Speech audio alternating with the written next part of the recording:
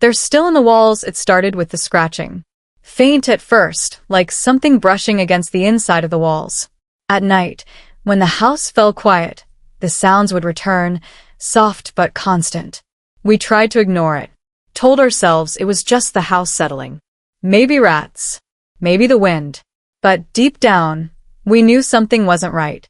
This story comes from a small town where an old couple, Mark and Linda, bought what they thought would be their forever home. A charming, slightly run-down farmhouse, tucked away at the edge of the woods. It had character, history, and a price too good to be true. But from the day they moved in, they felt like they weren't alone. Doors would creak open by themselves. Objects moved ever so slightly when no one was looking. Their dog, Max, would stare at the corners of the room and growl at nothing. And that scratching, it got louder, more desperate, like something was trying to get out or in. Linda swears she saw a face once, pale, wide-eyed, watching her from behind the cracks in the hallway wall. Mark thought she was dreaming until he saw it too. They brought in contractors, pest control, even a priest. Nothing worked. Every time they patched a hole, it would reopen days later. No one could explain it. And the weirdest part? The walls, they never seemed to stay the same.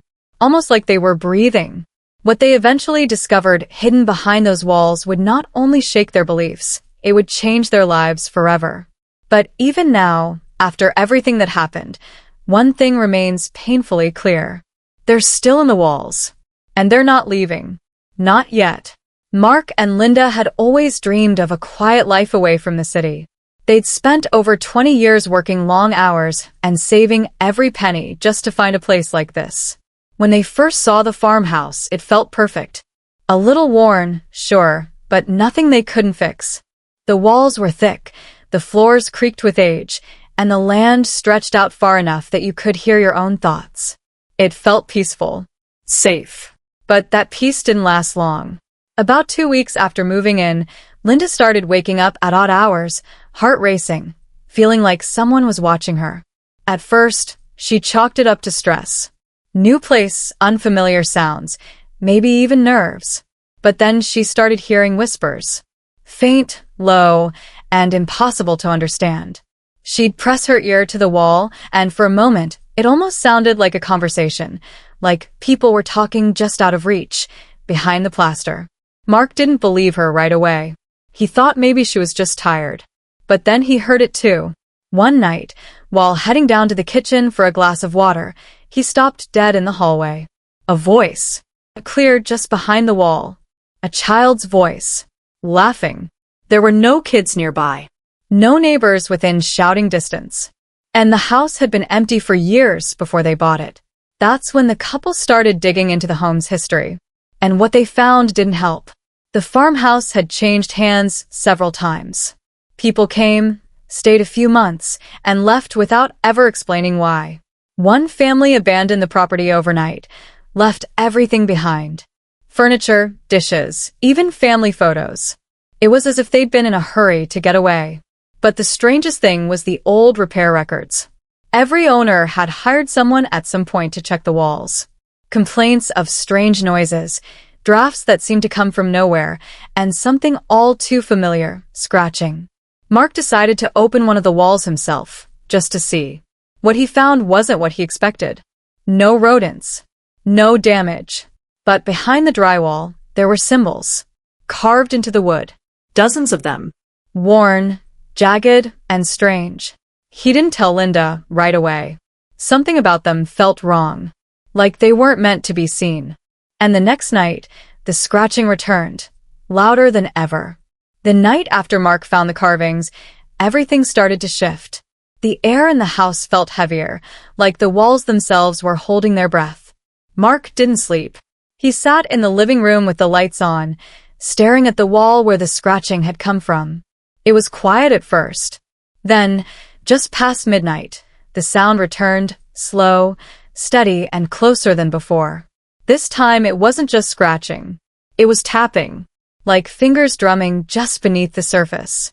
Linda began keeping the bedroom light on all night. She said she dreamed of someone standing at the foot of the bed, whispering. A woman's voice, soft but full of warning. She'd wake up with tears in her eyes and bruises on her arms, even though she hadn't left the bed. Mark wanted to believe there was a logical reason for all of it. Old pipes, bad wiring, maybe even their own stress, but deep down he was beginning to feel it too. That sense of being watched, of not being alone. They started arguing more. Little things turned into shouting matches. Mark was obsessed with the symbols. He even took pictures and started researching them late into the night. Linda begged him to stop. She said the more he looked into it, the worse things became. And she was right. The dog, Max, refused to enter certain rooms. He'd bark at corners, then run and hide under the bed. One night, Mark found claw marks on the inside of the closet door, as if something had been trying to get out. The real turning point came when Linda visited the local library, hoping to learn more about the farmhouse. A librarian, an older woman named Sarah, pulled her aside quietly. She said there were stories about the property, rumors passed down for decades. People who lived there claimed to hear voices. Some said it was haunted. Others believed it was cursed. But one story stood out, a girl who went missing in that house nearly 40 years ago. Her body was never found. Her name was Emily. When Linda mentioned the name to Mark, he froze. Emily. That was the name carved into the beam he found behind the wall. And that night, the voice returned. Only this time it said his name. Clear. Cold. And from inside the wall. Mark didn't tell Linda, but that night, after hearing his name from the wall, he barely moved. He just stood in the hallway, heart pounding, staring at the spot where the sound had come from. He wanted to call out, ask who or what was there. But no words came. The silence that followed was almost worse than the voice. It felt like the house was waiting for something. Over the next few days, things got stranger. Cold spots appeared in different parts of the house, even when the heating was on full blast. Shadows moved where no one was standing. And sometimes, if you listen carefully, you could hear breathing just behind you, just out of reach. Linda started keeping a journal of everything that happened. She wrote about the noises, the bruises, the feeling of dread that grew stronger every day. But the last entry she made before she stopped writing altogether was just one sentence. There's something behind the mirror. Mark checked the mirror in their bedroom that night. It was old, part of the house when they bought it. Heavy wooden frame, the glass a little warped. He tapped it, knocked it. Nothing. But as he turned to leave, he thought he saw movement behind the reflection, just a flicker, like someone walking past in a room that shouldn't exist. When he turned back, there was nothing. But the mirror was warm to the touch, warmer than it should have been. He called Sarah, the librarian. She agreed to meet him and brought along a box of old town records. In one of the files was a faded photograph, a girl with dark hair and wide eyes. Emily. Taken the year, she vanished. What chilled Mark was that behind her, in the background of the photo, was the mirror. That exact mirror. That night, the house didn't sleep. The scratching turned into banging. Every wall, every room. Linda screamed when the bedroom door slammed shut on its own and wouldn't open again. Mark grabbed a hammer and tore through the wall beside the stairs, trying to find where the noise was coming from. What he uncovered made him stumble back in shock. There were bones. Small. Fragile. Hidden behind layers of wood and insulation. Not just one set. Several. And carved above them, barely visible in the dim light, were more names. Dozens of them. Each name matched someone who had once lived in the house and had disappeared. Then the lights went out. In total darkness, the house groaned as if alive. The banging stopped, replaced by whispers that filled every room. Mark reached for Linda's hand, but she wasn't there. And from behind the mirror, a faint knock. Then another. Then a voice. Let me out. Mark froze. The voice behind the mirror wasn't Emily's. It was deeper, colder, older. Something about it felt wrong. It wasn't pleading. It was commanding. He backed away slowly, still in darkness, the flashlight in his hand flickering like it was struggling to stay alive. The air was thick, filled with that same heavy pressure he'd felt before, but now it was stronger, almost unbearable. He called out for Linda again, louder this time. No answer. Only the whispers returned, crawling through the house like smoke. Mark ran through the hallway, stumbling over broken pieces of wood and torn insulation from where he'd ripped open the walls. But the rooms were empty. Her journal was still open on the bed, the mirror untouched. He was about to call the police when the lights flickered back on. But the house looked different. Subtle changes. Pictures on the wall weren't theirs. Furniture had shifted. The clock on the mantel showed a different time, like it had rolled back hours. Then he noticed something worse. The photo on the dresser, where he and Linda had stood smiling just days ago, was now a picture of the same room, but they were missing. The frame was cracked, dust covering the glass like it had been untouched for years. That's when the second twist hit him.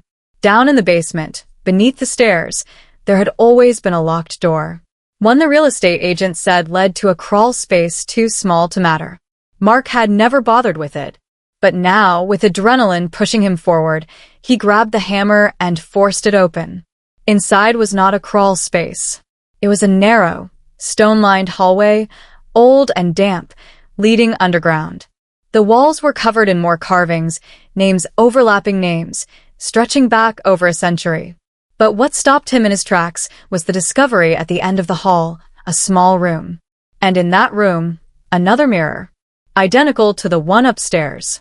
And standing in front of it was Linda. But she wasn't alone. Her face was pale, confused, like she couldn't see or hear him. She looked trapped inside the reflection, knocking slowly. Behind her stood a shadowy figure, tall, almost faceless, its hand resting on her shoulder. Mark yelled, pounded the glass, but the image didn't change. And then the figure turned, slowly, toward him. Its mouth didn't move, but Mark heard it clearly. "She's with us now." He stumbled back, heart racing, eyes wide. The second mirror's surface began to ripple like water. From behind him, the walls upstairs began to shake again. The house wasn't just haunted, it was feeding. The bones in the walls, the names, the voices, it wasn't about one lost girl. It was about many. And the house kept them. It needed them. And now it wanted him too. Mark knew he had only one chance. He wasn't sure how or why, but everything pointed back to the mirrors. The carvings, the voices, the vanishing, all of it was connected. The house didn't just trap people. It absorbed them. Through the walls, through the mirrors. It wanted them to stay, to become part of it. He ran back upstairs, grabbed Linda's journal, and flipped through the pages. Near the end, tucked in between her notes, was a sketch of the symbols he had found earlier.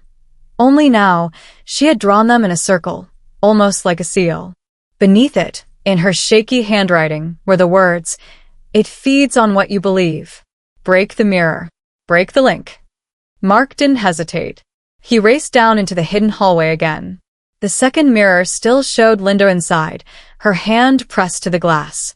The shadow behind her hadn't moved, but its presence filled the room like a storm. Mark lifted the hammer. The figure's eyes locked onto his, and the room seemed to pulse, as if the house itself was warning him. He whispered, "I'm not leaving without her." With all his strength, he smashed the mirror. A deafening crack echoed through the walls. Lights burst above him, sparks flying. The carvings along the hallway walls lit up with a red glow, then quickly faded. For a moment, everything was still. Then the ground shook, and the house let out a long, groaning sound, like it was in pain. He heard voices all around him, not whispers this time, but cries. Dozens. Hundreds. Then silence. And then he saw her. Linda, lying on the floor of the hallway near the stairs. She was breathing, confused but alive. He ran to her, helped her up. The mirrors upstairs and down were shattered. The cold was gone. The walls were still. They left that night. They never looked back. But here's the twist. A month later, in a different city, unpacking boxes in their new apartment, Mark pulled out Linda's journal. It had somehow ended up in a sealed box he didn't remember packing. When he opened it, the last page had changed.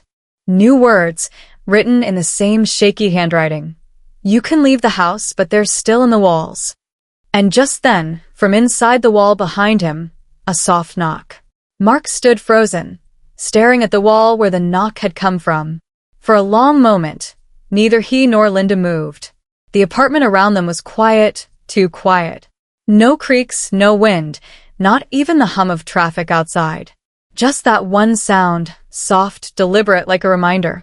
Like the house was still with them. They didn't speak about it that night. Or the next. But both of them felt it. A presence.